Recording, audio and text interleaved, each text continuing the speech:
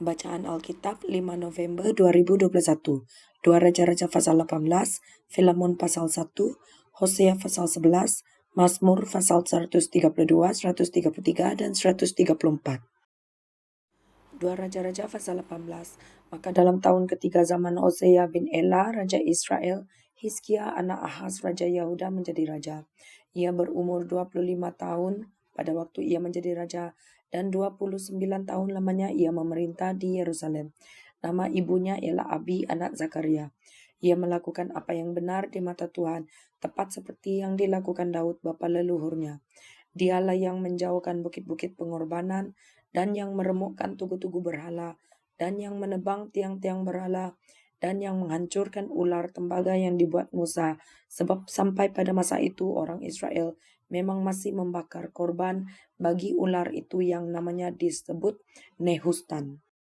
Ia percaya kepada Tuhan Yahweh Israel, dan di antara semua raja-raja Yahuda, baik yang sesudah dia maupun yang sebelumnya, tidak ada lagi yang sama seperti dia.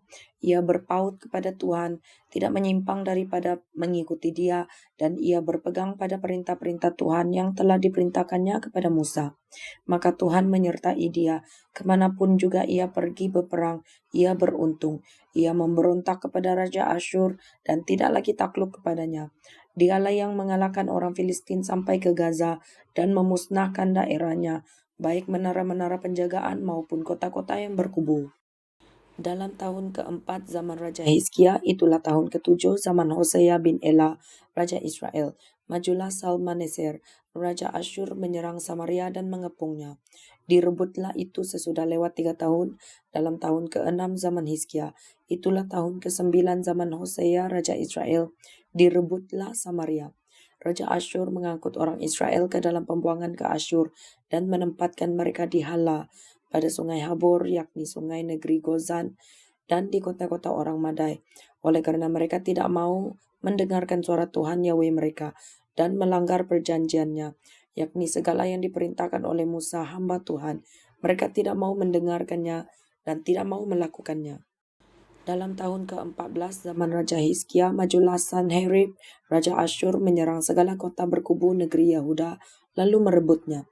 Hizkia Raja Yahuda mengutus orang kepada Raja Asyur di Lakis dengan pesan, "Aku telah berbuat dosa, undurlah daripadaku. Apapun yang kau bebankan kepadaku akan kupikul." Kemudian Raja Asyur membebankan kepada Hizkia Raja Yahuda 300 talenta perak dan 30 talenta emas. Hizkia memberikan segala perak yang terdapat dalam rumah Tuhan dan dalam perbendaharaan istana raja. Pada waktu itu Hizkia mengerat emas dari pintu-pintu dan dari jenang-jenang pintu bait Tuhan yang telah dilapis oleh Hizkia Raja Yahuda, diberikannya lah semuanya kepada Raja Asyur. Sesudah itu Raja Asyur mengirim panglima, kepala istana dan juru minuman agung dari Lakis kepada Raja Hizkia di Yerusalem disertai suatu tentara yang besar. Mereka maju dan sampai ke Yerusalem. Setelah mereka maju dan sampai di situ, mereka mengambil tempat dekat saluran kolam atas yang di Jalan Raja pada padang tukang penatu. Dan ketika mereka memanggil-manggil kepada Raja, keluarlah mendapatkan mereka Eliakim bin Hilkia, kepala istana, dan Sebna, panitera negara, serta Yoa bin Asaf, bendahara negara. Lalu berkatalah juru minuman agung kepada mereka, "Baiklah, katakan kepada Hizkia, beginilah kata Raja Agung, Raja Asyur, kepercayaan macam apakah yang kau pegang ini? Kau kira bahwa hanya ucapan bibir saja dapat merupakan siasat dan kekuatan untuk perang? Sekarang kepada siapa engkau berharap? Maka engkau memberontak terhadap aku? Sesungguhnya engkau berharap kepada tongkat bambu yang patah terkulai itu, yaitu Mesir, yang akan menusuk dan menembus tangan orang yang bertopang kepadanya. Begitulah keadaan Firaun Raja Mesir bagi semua orang yang berharap kepadanya. Dan apabila kamu berkata kepadaku, kami berharap kepada Tuhan Yahweh kami, bukankah dia itu yang bukit-bukit pengorbanannya dan mezbah-mezbahnya telah dijauhkan oleh Hizkia, sambil berkata kepada Yahuda dan Yerusalem, di depan mezbah yang di Yerusalem inilah kamu harus sujud menyembah. Maka sekarang baiklah bertaruh dengan tuanku Raja Asyur. Aku akan memberikan 2.000 ekor kuda kepadamu, jika engkau sanggup memberikan dari pihakmu orang-orang yang mengendarainya.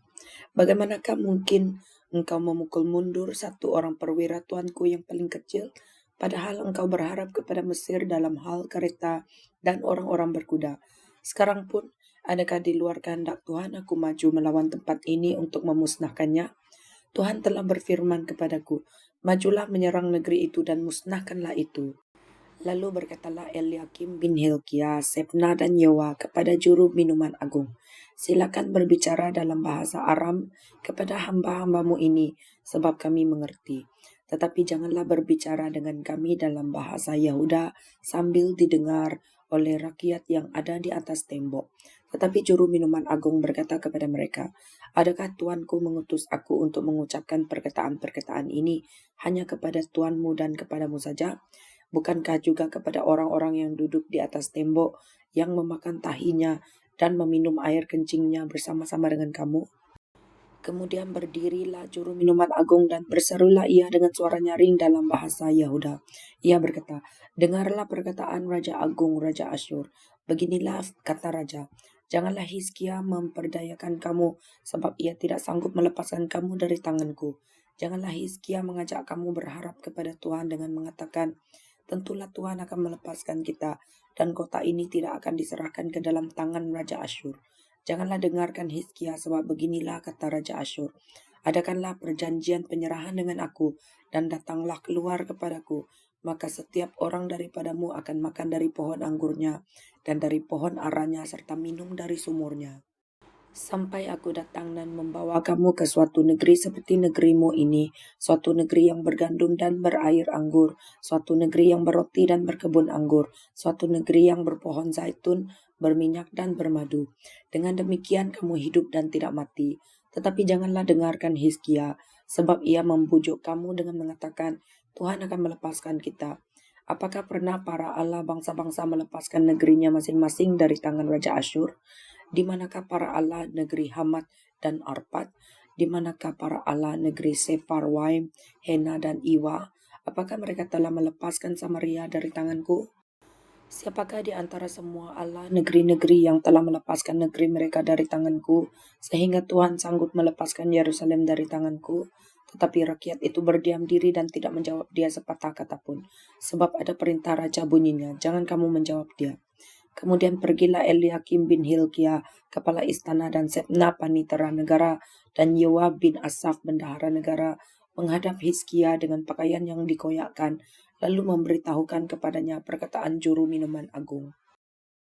Filemon pasal 1 dari Paulus, seorang hukuman karena Kristus Yesus, dan dari Timotius saudara kita, kepada Filemon yang kekasih teman sekerja kami, dan kepada Apfia saudara perempuan kita, dan kepada Arkippus teman seperjuangan kita, dan kepada jemaat di rumahmu. Kasih karunia dan damai sejahtera dari Yahweh Bapa kita dan dari Tuhan Yesus Kristus menyertai kamu. Aku mengucap syukur kepada Yahwehku setiap kali aku mengingat engkau dalam doaku, karena aku mendengar tentang kasih-Mu kepada semua orang kudus dan tentang iman-Mu kepada Tuhan Yesus. Dan aku berdoa agar persekutuan-Mu di dalam iman turut mengerjakan pengetahuan akan yang baik di antara kita untuk Kristus. Dari kasih-Mu sudah kuperoleh kegembiraan besar dan kekuatan, sebab hati orang-orang kudus telah Kau hiburkan, saudaraku. Karena itu, sekalipun di dalam Kristus, aku mempunyai kebebasan penuh untuk memerintahkan kepadamu apa yang harus engkau lakukan. Tetapi mengingat kasih-Mu itu, lebih baik aku memintanya daripadamu. Aku, Paulus, yang sudah menjadi tua, lagi pula sekarang dipenjarakan karena Kristus Yesus, mengajukan permintaan kepadamu mengenai anakku yang kudapat selagi aku dalam penjara, yakni Onesimus. Dahulu memang dia tidak berguna bagimu, tetapi sekarang sangat berguna, baik bagimu maupun bagiku.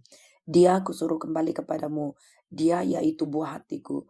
Sebenarnya aku mau menahan dia di sini sebagai gantimu untuk melayani aku selama aku dipenjarakan karena Injil. Tetapi tanpa persetujuanmu, aku tidak mau berbuat sesuatu, supaya yang baik itu jangan engkau lakukan seolah-olah dengan paksa, melainkan dengan sukarela. Sebab mungkin karena itulah dia dipisahkan sejenak daripadamu, supaya engkau dapat menerimanya untuk selama-lamanya. Bukan lagi sebagai hamba, melainkan lebih daripada hamba, yaitu sebagai saudara yang kekasih. Bagiku sudah demikian, apalagi bagimu, baik secara manusia maupun di dalam Tuhan. Kalau engkau menganggap aku temanmu seiman, terimalah dia seperti aku sendiri. Dan kalau dia sudah merugikan engkau ataupun berhutang padamu, Tanggungkanlah semuanya itu kepadaku. Aku, Paulus, menjaminnya dengan tulisan tanganku sendiri. Aku akan membayarnya agar jangan kukatakan, tanggungkanlah semuanya itu kepadamu, karena engkau berhutang padaku, yaitu dirimu sendiri. Ya saudaraku, semoga engkau berguna bagiku di dalam Tuhan. Hiburkanlah hatiku di dalam Kristus. Dengan percaya kepada ketaatanmu, kutuliskan ini kepadamu. Aku tahu lebih daripada permintaanku ini akan kau lakukan. Dalam pada itu bersedialah juga memberi tumpangan kepadaku, karena aku harap oleh doamu aku akan dikembalikan kepadamu. Salam kepadamu dari Epafras, temanku sepenjara karena Kristus Yesus, dan dari Markus, Aristarkus, Demas, dan Lukas, teman-teman sekerjaku. Kasih karunia Tuhan Yesus Kristus menyertai roh kamu. Hosea pasal 11. Ketika Israel masih muda, kukasihi dia, dan dari Mesir kupanggil anakku itu. Makin kupanggil mereka, makin pergi mereka itu dari hadapanku. Mereka mempersembahkan korban kepada para Baal, dan membakar korban kepada patung-patung. Padahal akulah yang mengajar Efraim berjalan dan mengangkat mereka di tanganku, tetapi mereka tidak mau insaf bahwa aku menyembuhkan mereka. Aku menarik mereka dengan tali kesetiaan, dengan ikatan kasih. Bagi mereka, aku seperti orang yang mengangkat kuk dari tulang rahang mereka. Aku membungkuk kepada mereka untuk memberi mereka makan. Mereka harus kembali ke tanah Mesir dan Asyur akan menjadi raja mereka sebab mereka menolak untuk bertobat.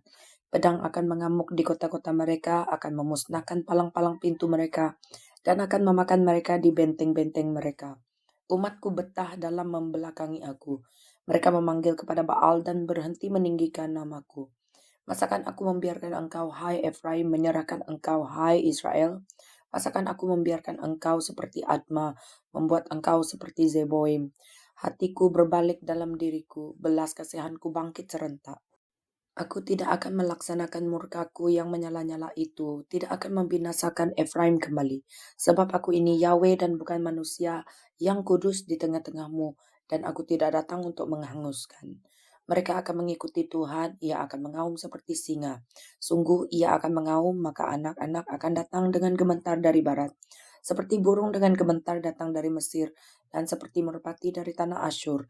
Lalu aku akan menempatkan mereka lagi di rumah-rumah mereka. Demikianlah firman Tuhan. Dengan kebohongan aku telah dikepung oleh Efraim, dengan tipu oleh kaum Israel. Sedang Yehuda menghilang dari dekat Yahweh, dari dekat yang Maha Kudus, yang setia. Mazmur pasal 132. Nyanyian ziarah. Ingatlah ya Tuhan kepada Daud dan segala penderitaannya, bagaimana ia telah bersumpah kepada Tuhan, telah bernazar kepada Yang Maha Kuat dari Yakub. Sesungguhnya aku tidak akan masuk ke dalam kemah kediamanku, tidak akan berbaring di ranjang pertiduranku. Sesungguhnya aku tidak akan membiarkan mataku tidur atau membiarkan kelopak mataku terlelap, sampai aku mendapat tempat untuk Tuhan, kediaman untuk Yang Maha Kuat dari Yakub. Memang kita telah mendengar tentang itu di Efrata, telah mendapatnya di padang Yar. Mari kita pergi ke kediamannya, sujud menyembah pada tumpuan kakinya. Bangunlah ya Tuhan dan pergilah ke tempat perhentianmu, engkau serta tabut kekuatanmu. Biarlah imam-imammu berpakaian kebenaran dan bersorak-sorai orang-orang yang kau kasihi. Oleh karena Daud hambamu, janganlah engkau menolak orang yang kau urapi. Tuhan telah menyatakan sumpah setia kepada Daud, ia tidak akan memungkirinya. Seorang anak kandungmu akan kududukkan di atas takhtamu. Jika anak-anakmu berpegang pada perjanjianku dan pada peraturan-peraturanku yang kuajarkan kepada mereka, maka anak-anak mereka selama-lamanya akan duduk di atas takhtamu. Sebab Tuhan telah memilih Sion, mengingininya menjadi tempat kedudukannya. Inilah tempat perhentianku selama-lamanya. Di sini aku hendak diam, sebab aku mengingininya. Perbekalannya akan kuberkati dengan limpahnya. Orang-orangnya yang miskin akan kukenyangkan dengan roti. Imam-imamnya akan kukenakan pakaian keselamatan. Dan orang-orangnya yang saleh akan bersorak-sorai dengan girang. Di sanalah aku akan menumbuhkan sebuah tanduk bagi Daud. Aku akan menyediakan sebuah pelita bagi orang yang kuurapi. Musuh-musuhnya akan kukenakan pakaian penuh malu, tetapi di atas kepalanya akan bersemarak mahkotanya. Mazmur pasal 133. Nyanyian ziarah Daud. Sungguh alangkah baiknya dan indahnya apabila saudara-saudara diam bersama dengan rukun. Seperti minyak yang baik di atas kepala meleleh ke janggut, yang meleleh ke janggut Harun dan ke leher jubahnya.